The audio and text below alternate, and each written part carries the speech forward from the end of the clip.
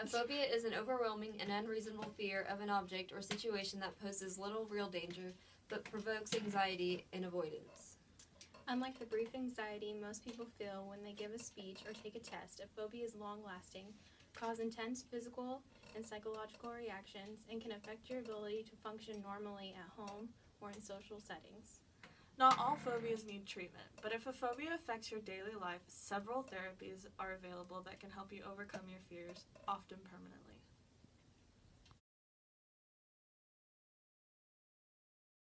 Although phobias are largely unreported, more than 6 million people in the U.S. suffer from them.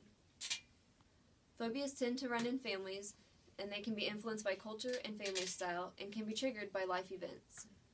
Fears serve a protective purpose, activating the automatic fight or flight response, but phobia is when you're physically or psychologically impaired by the object. The threat is most often over-exaggerated or non-existent. Some of the common phobias we will be discussing in this video are the fear of animals, natural environment, fear of the situation, and blood injection or injury.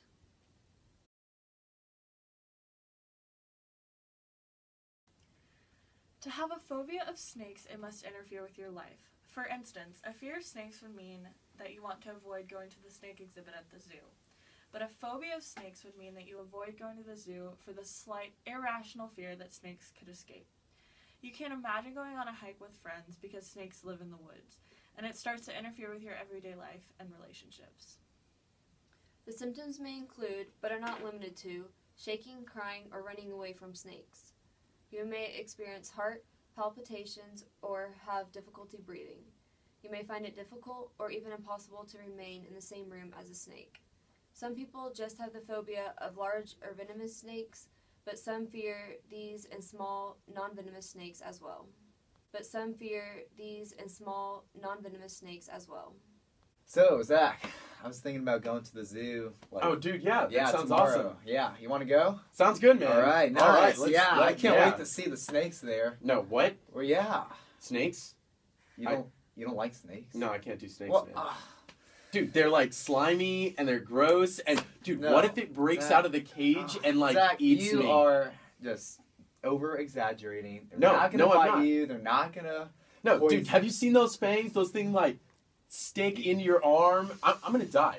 No, you're not. Yeah, dude, I'm you'll gonna be die. just fine. No, I'm not. Yes, you will. I'm not gonna be fine. Yeah, I can't go to the zoo. I can't go to the Fine, zoo. fine. I guess. Be a baby. All right. I'm not a baby. You know what's dangerous though? Those baby snakes. Have you seen those baby snakes? Oh, yeah. They are so. They have no dangerous. control over their venom. They'll just kill you. Did you see that? There was a guy on the news who got bitten, like dead. Yeah. See that Steve Irwin guy? He probably died by a snake. I don't know.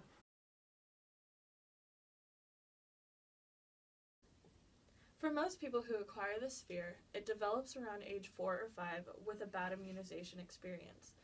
About 3 to 5% of women and 1 to 2% of men have a genetic predisposition to getting lightheaded or fainting. The vast majority of patients who suffer from needle phobia are much too passive in their dealings with the medical profession, and many actually avoid the medical profession completely, even when they have a serious or potentially fatal condition. This phobia can prevent people from going to the doctor, getting routine blood tests, or following prescribed treatments.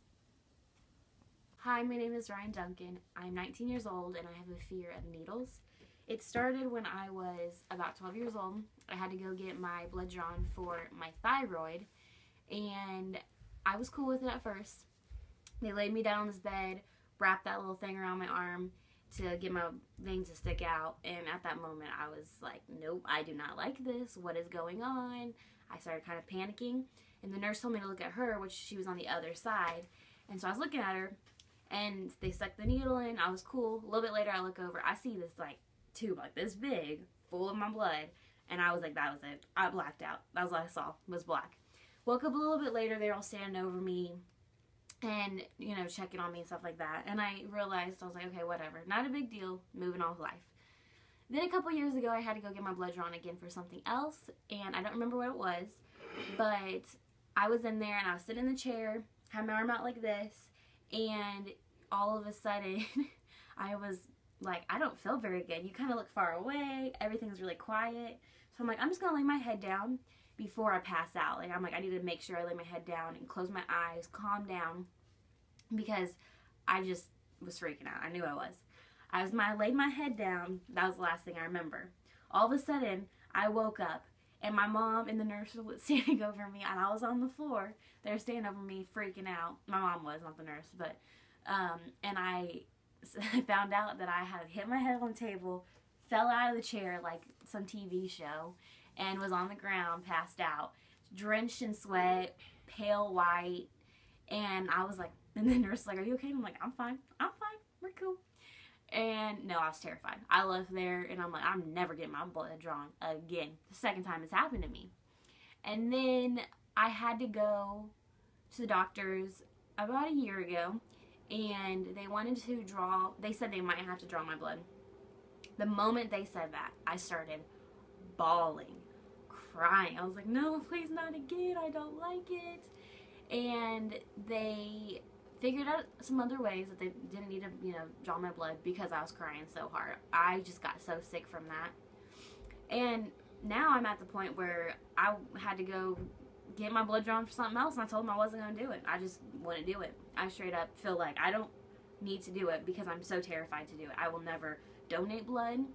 I will never, get my blood drawn unless it's, between life or death situation. That's how I feel about it. It is so terrifying to me.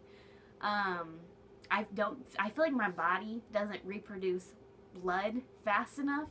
So when I feel all that blood, literally draining out of me, I feel the life draining out of me. And I'm thinking I'm going to die before my body can produce enough blood to make sure that I'm okay. That's why I think I passed out. That's how I feel, is that I literally am going to die because of those tiny little tubes of blood being sucked out of me. Now, when I cut myself and I bleed more than that, it doesn't bother me. Just those needles sucking that, it's like sucking the life out of me, sucking that blood out of me. It's quite terrifying.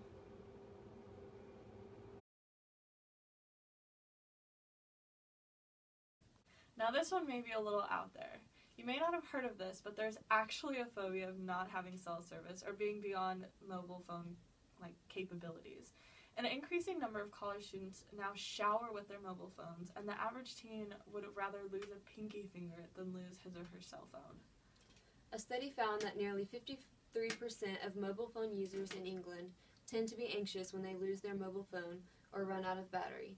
The same study found that 58% of men and 47% of women suffer from the phobia, and an additional 9% feel stressed when their phone is off. Cell phone? Can I call my phone from your phone? God, I lost my phone. Hey, do you want to come to my lake house for the weekend? Is there a cell phone service there? I don't think so. I don't think I can go that long without my cell phone. Really? It's just 2 days. I think you'll be fine. Are you sure? I mean, a bunch of us are going. It'll be really fun. It's not gonna be fun without my cell phone. Although phobias are common, they don't always cause considerable distress or significantly disrupt your life. For example, if you have a snake phobia, it may cause no problems in your everyday activities if you live in a city where you're not likely to run into one. On the other hand, if you have a severe phobia of crowded spaces, living in a big city might pose a problem. If your phobia doesn't really impact your life that much, it's possible it's nothing to be concerned about. But if the avoidance of the object, activity, or situation that triggers your phobia interferes with your normal functioning or keeps you from doing things you would otherwise enjoy, it's time to seek help.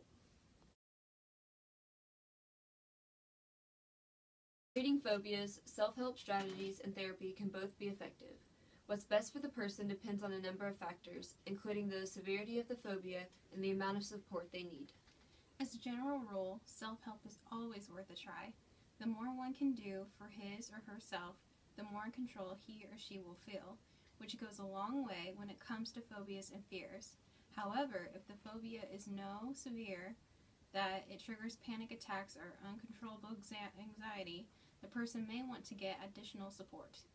The good news is that therapy for phobias has a great track record. Not only does it work extremely well, but the patient can tend to see results very quickly, sometimes in as little as 1 to 4 sessions. However, support doesn't have to come in the disguise of a professional therapist. Just having someone to support the person suffering from a phobia is extremely helpful.